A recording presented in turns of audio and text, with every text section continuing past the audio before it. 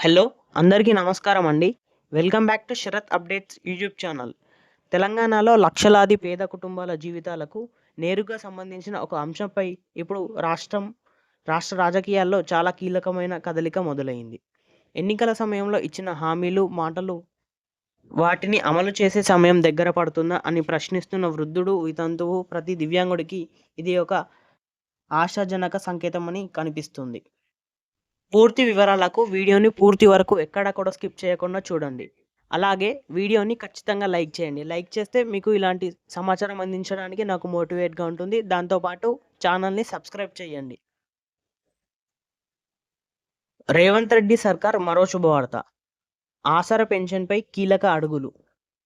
తెలంగాణ రాష్ట్రంలో కాంగ్రెస్ ప్రభుత్వం అధికారంలోకి వచ్చి 2.5 ఏళ్లు పూర్తవుతున్న తరుణంలో ముఖ్యమంత్రి రేవంత్ రెడ్డి గారి నేతృత్వంలో ప్రభుత్వం మరో కీలక నిర్ణయం దిశగా అడుగులు వేస్తుంది.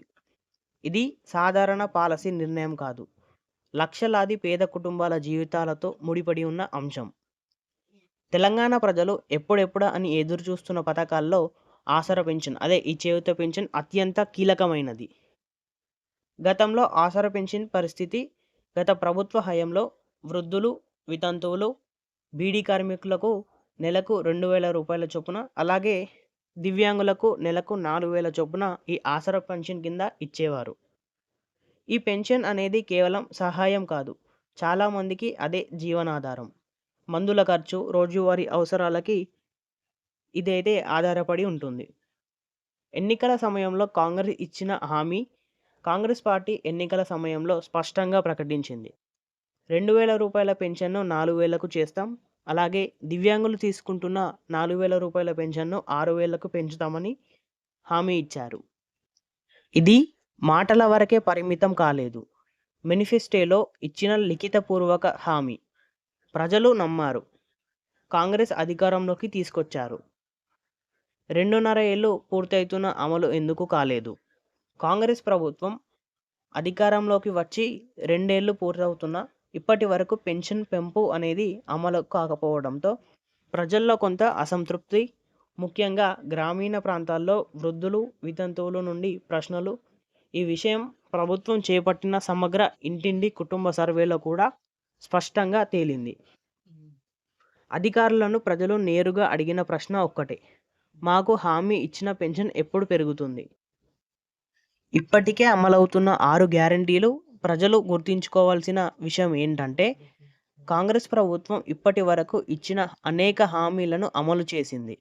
అవి: మహిళలకు ఉచిత బస్సు ప్రయాణం, రైతు రుణమాఫీ, 500 రూపాయలకే గ్యాస్ సిలిండర్, 200 యూనిట్ల ఉచిత విద్యుత్, ఆరోగ్యశ్రీ పరిధి పెంపు, ఇతర సంక్షేమ చర్యలు.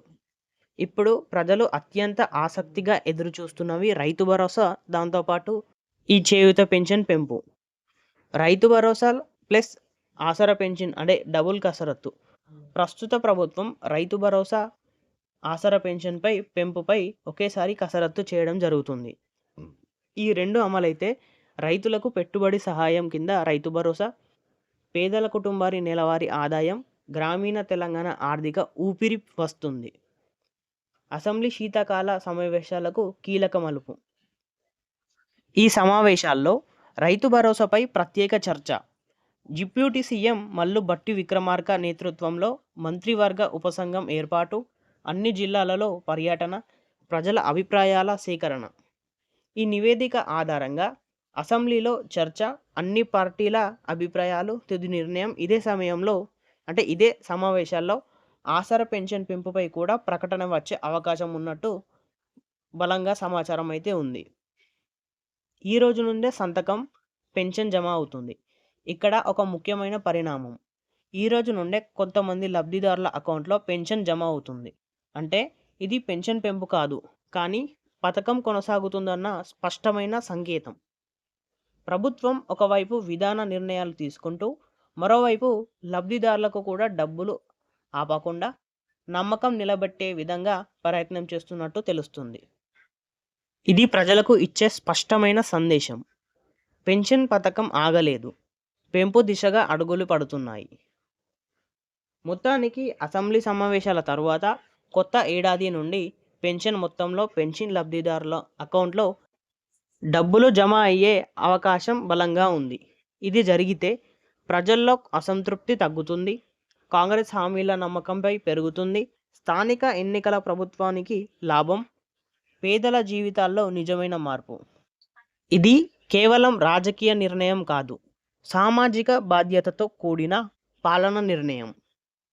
ఆసరా పెన్షన్ అనేది ఏదో ఒక స్కీమ్ కాదు. చాలా కుటుంబాలకు అది నెలవారీ జీవనాధారం. గ్రామాల్లో చూస్తే వృద్ధులు, వితంతువులు, దివ్యాంగులు వాళ్లకు వచ్చే పెన్షన్తో మందులు కొనుగోలు చేస్తారు, కరెంట్ బిల్ కడతారు, నెలకు సరుకులు తెచ్చుకుంటారు. అందుకే ఆసరా పెన్షన్లో చిన్న మార్పు వచ్చినా అది ప్రత్యక్షంగా జీవితంపై ప్రభావం చూపుతుంది. గత ప్రభుత్వం నుండి ఇప్పటి వరకు పరిస్థితి: గత ప్రభుత్వంలో వృద్ధులు, వితంతువులు, బీడీ కార్మికులకు 2000, అలాగే దివ్యాంగులకు 4000. ఈ మొత్తమే సరిపోవడం లేదని చాలా కాలంగా కూడా ప్రజలు చెబుతూ వచ్చారు. అందుకు ఎన్నికల సమయంలో కాంగ్రెస్ పార్టీ 2000 వచ్చేవారికి 4000, అలాగే దివ్యాంగులకు 4000 రూపాయలు వచ్చేవి 6000కు చేస్తామని హామీ ఇచ్చారు. ప్రజలు కూడా అదే నమ్మకంతో కాంగ్రెస్ను అధికారంలోకి తెచ్చారు. ఇక్కడే అసలు ప్రశ్న మొదలవుతుంది. కాంగ్రెస్ ప్రభుత్వం అధికారంలోకి వచ్చి దాదాపు 2 ఏళ్లన్నర పూర్తవుతున్నా ఇంకా పెన్షన్ పెంపు ఎందుకు జరగలేదు? దీనికి కారణాలు ఏంటంటే రాష్ట్ర ఆర్థిక పరిస్థితి, పాత బకాయిల భారం, పథకాల ఒకేసారి అమలు చేసే పరిస్థితి. ఇవి అన్నీ ఉన్నా ప్రజలకు మాత్రం ఒకటే ఫీలింగ్: మాట ఇచ్చారు కానీ ఇంకా పెంచలేదు. ఈ అసంతృప్తి ప్రభుత్వానికి కూడా స్పష్టంగా తెలిసింది. సమగ్ర ఇంటింటి కుటుంబ సర్వేలో బయటపడిన నిజం. ప్రభుత్వం చేపట్టిన సమగ్ర ఇంటింటి కుటుంబ సర్వేలో అధికారులు ఇంటికి వెళ్ళినప్పుడు ప్రజలు నేరుగా చెప్పిన మాట ఇదే: పెన్షన్ పెంపు ఎప్పుడు?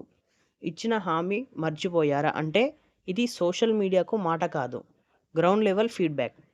ఇది ప్రభుత్వానికి ఒక హెచ్చరిక లాగా మారిపోయింది. ప్రభుత్వం పూర్తిగా నిశ్చలంగా లేదు. సంకేతాలు ఏంటి? ఇప్పుడు ఒక ముఖ్యమైన పాయింట్: ఈ రోజు నుండి కొంతమందికి లబ్ధిదారుల్లో ఈ పెన్షన్ జమ అవుతుంది కదా, ప్రభుత్వ పథకం ఆగలేదు, ప్రభుత్వ నిర్లక్ష్యం చేయడం లేదు అనేవి ప్రూవ్ చేసుకోవడానికి ఇవి ఒక రకమైన సంకేతమని తెలుసుకోవచ్చు. ఈ అసెంబ్లీ సమావేశాల తర్వాత రైతు భరోసా, అలాగే ఈ చేయూత ఆసరా పెన్షన్లు పెంచి 2000 రూపాయలు వచ్చేవారికి 4000, అలాగే దివ్యాంగులు తీసుకుంటున్న 4000 రూపాయల పెన్షన్ను 6000కు పెంచుతామన్న విషయం తెలిసిందే. అవి ఎప్పుడు పెంచుతారని ఈ సమావేశాల తర్వాత తెలియడం జరుగుతుంది. ఇవైతే ఈరోజు తెలంగాణ పింఛన్ యొక్క లేటెస్ట్ అప్డేట్స్. తెలంగాణ యొక్క మరిన్ని చేయూత పింఛన్ లేదా ఆసరా పింఛన్ గురించి మరెన్నో వివరాల కోసం మన ఛానల్ని సబ్స్క్రైబ్ చేయండి. వీడియోలో కొంచెమైనా సమాచారం తెలుసుకున్నట్టు అనిపిస్తే లైక్ చేయండి.